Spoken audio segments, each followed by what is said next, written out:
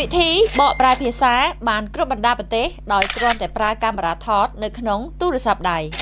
បងប្អូនទាំងអស់គ្នាដែលចង់បកប្រែភាសាមិនថាពីសភៅទស្សនាវដ្តីពីអ្វីក៏ដោយដែលបងប្អូនចង់បកប្រែចុះឥឡូវនេះបងប្អូនលែងប្រើ Google Translate ទៀតហើយបងប្អូនគ្រាន់តែប្រើកាមេរ៉ាថតនៅក្នុងទូរស័ព្ទដៃ iPhone របស់យើងក៏អាចថតបកប្រែបានលឿនហើយភ្លាមតែម្ដងពិសេសគឺអាចជ្រើសរើសបានភាសាគ្រប់ប្រទេសតែម្ដងមកជាខ្មែរមកពីខ្មែរទៅគេពីគេមកខ្មែរអីគឺក៏បានដែរបងប្អូនហើយអត់អស់លុយទាំងអស់អញ្ចឹងបងប្អូនអាចទស្សនាវីដេអូមួយនេះបាននាងខ្ញុំនឹងបង្ហាញប្រាប់បងប្អូនពីរបៀបបកប្រែភាសានៅក្នុងកាមេរ៉ាថតអូខេអញ្ចឹងបងប្អូនបើកកាមេរ៉ាមកប៉ុន្តែយើងអត់ចុចថតតាមធម្មតាណាអត់ចុចកន្លែងប៊ូតុងថតទេអញ្ចឹងយើងត្រៀមឯកសារសភៅទស្សនាវដ្តីឯកសារអីមកដែលយើងចង់បកប្រែ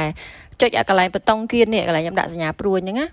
គាត់តែចុចមកយើងសេរីមកគឺថាចាប់កន្លែងហ្នឹងឲ្យយើងតែម្ដងណាហើយយើងយកដៃសកត់លើហ្នឹងឲ្យអស់មកយើងចង់បកប្រែធម្មតាអស់ធម្មហ្នឹងតោះនេះបងប្អូន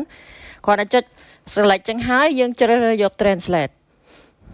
ចាមកដល់ translate បងប្អូនគឺបកប្រែភ្លាមហ្មងចាអត់មានរងចាំអី1នាទី2នាទីអីណានេះឃើញទេ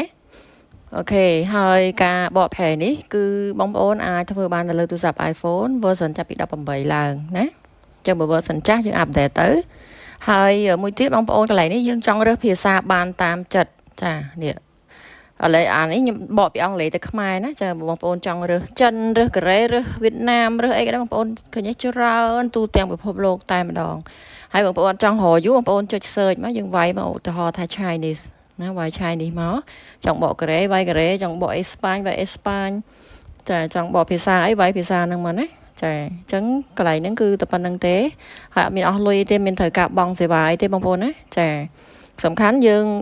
ត្រៀមឯកសារសភៅអីមកហើយចុចបកប្រែភ្លាមតែម្ដងអូខេអរគុណបងប្អូនយើងនឹងជួបគ្នានៅវីដេអូថ្មីចំណេះដឹងថ្មីបន្តក្រោយទៀតអរគុណច្រើនជម្រាបលា